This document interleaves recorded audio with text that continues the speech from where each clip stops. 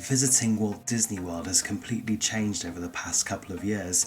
Even the tried and tested vacation tips have now gone completely out the window. Your Disney World visit will need more planning than ever before, and it may seem like you'll need to take a night class to make sense of it all. So in this episode, let me take you through the basic things you need to know before you go to Walt Disney World in 2022.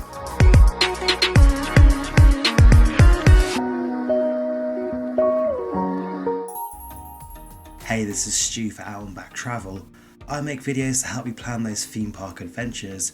If you're new here, please consider subscribing and hitting that like button, as it helps me battle between the tentacle legs of the algorithm kraken. Walt Disney World is celebrating its 50th anniversary through to the end of April 2023.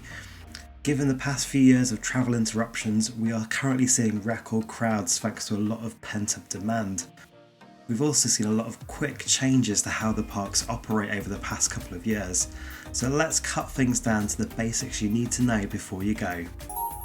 First up then, will the new things be open? If this is a once in a lifetime trip, you maybe want to think about if it's worth waiting for that new attraction to open. Although with these Orlando theme parks, they aren't standing still and there'll always be something new coming up in the next couple of years. There's two big roller coasters currently under construction at Walt Disney World that have been long delayed. Finally, we know that Guardians of the Galaxy Cosmic Rewind will open at Epcot on the 27th of May 2022. This is a high-energy roller coaster that will feature a backwards launch and spinning cars.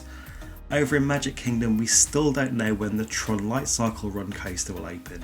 It's likely that it will be 2023 at this point. And while this roller coaster is under construction, it currently means the park railway, which is a staple of a Magic Kingdom visit, has been temporarily removed, and at this point we are 3 years into that temporarily. Equally, as things open, also some things will be closing, so it may be worth checking the refurbishment schedule. Walt Disney World is open all year round, therefore from time to time attractions will have to close so they can be refurbished and maintained. Disney does a good job of publishing the planned closures on their Park Hours page of their website. So for example, if you were visiting at the moment, Expedition Everest is closed at Animal Kingdom, and if that's a bucket list ride for you to do, it could really put a down on your trip. So it's worth checking that refurbishment calendar to make sure the attraction you want to ride isn't having a planned makeover. Next up then, this one is catching a lot of people out. You have to make a reservation to visit the parks. Not only do you need a ticket to enter the theme parks at Walt Disney World, you also have to have a park pass reservation. Otherwise you're not getting in. You can't just turn up anymore to what park you may fancy on that particular day. You have to make a reservation in advance. You can make and check the availability of park pass reservations online. The handy calendar will show you the upcoming availability.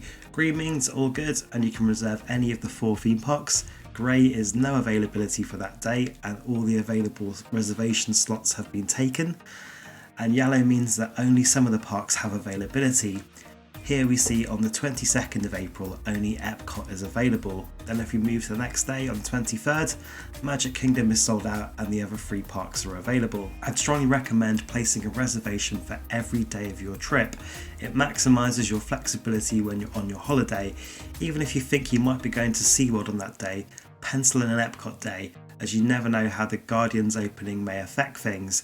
If there's a virtual boarding system like we've seen with Rise of the Resistance and Ratatouille opening, you may need to increase your chances of getting on that attraction, so it's worth doing a couple of extra reservations. It is easy to change and cancel the Park Pass reservations. You can do it inside the app or through your online account, and there's no charge for Park Pass reservations, so it's not costing any extra to make one. If you have a park hopper ticket and want to visit multiple parks on the same day, you must visit the park you have reserved first. After that, you're free to hop to the next park, but not until after 2 PM. Yep, you'll have to wait until after 2 PM before you can start hopping to another park, so think carefully on which park you reserve your park pass for, as you're locked in that park until late afternoon. For example, if you reserved Animal Kingdom, so you can be there super early to be on the morning Kilimanjaro safari tour, which I really recommend, by the way. Nothing guarantees seeing those animals like them having their breakfast. But then have to wait until 2 PM before you can hop to your next park, so choose that reservation carefully and ensure you're filling your time effectively, because in Disney World, as AJ at Disney Food Blog says, time is money, and she's so right. Next up then, there's an app. You may have heard of it.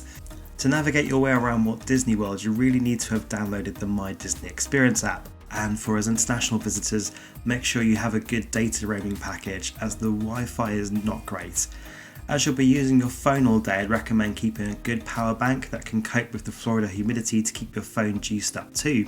Inside the My Disney Experience app, you'll find the Genie planning service, which has 3 parts. It's super complicated, so I'm going to try and make it as simple as possible.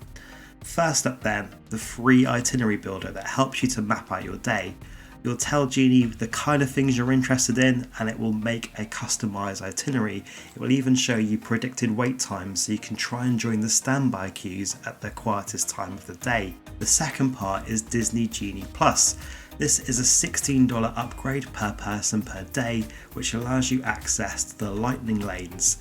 These are the form of FastPass entrances to select rides and attractions, and that means you'll have priority access to attractions, but you won't completely skip any queuing, but your wait will be significantly less than the regular standby line. There's around 40 attractions across the 4 theme parks that have a lightning lane. In theory, you can use your Genie Plus at all 4 parks, but you'd have to wait till after 2 PM to do the hopping. You can only enter through each attraction's lightning lane once. Each attraction has a set number of lightning lane return slots, and once they're gone, they're gone. You'll only be able to book 1 ride reservation at a time. You won't be able to book your next reservation until either you've entered the lightning lane entrance of your current reservation or after 2 hours has passed, whichever comes first. Like the old bygone days of the paper FastPass system, Genie Plus works in the same way, so you're reserving a time slot to come back to an attraction to enter the lightning lane. However, rather than physically going to the FastPass kiosk and scanning that park ticket to print out that paper FastPass, you're now doing this virtually inside the app. The third Genie component is individual lightning lane selection. The most popular attraction at each park isn't included in the Genie Plus scheme, so to access their lightning lane you have to pay an additional charge, and these are between $7 to $15. You don't have to purchase Genie Plus to actually buy the individual lightning lane selection, so if you just wanted to access the lightning lane for Star Wars Rise of the Resistance, you could do that without having paid for the Genie Plus. Overall, the Genie system is a little complicated, shall we say. I'd recommend doing some further research before making a purchase, so you're getting the best bang for your bucks. Well then, that's the basics you need to know before you go to Walt Disney World in 2022. If you have any tips of your own, please leave them in the comments below. And until next time, stay safe on the way out and back.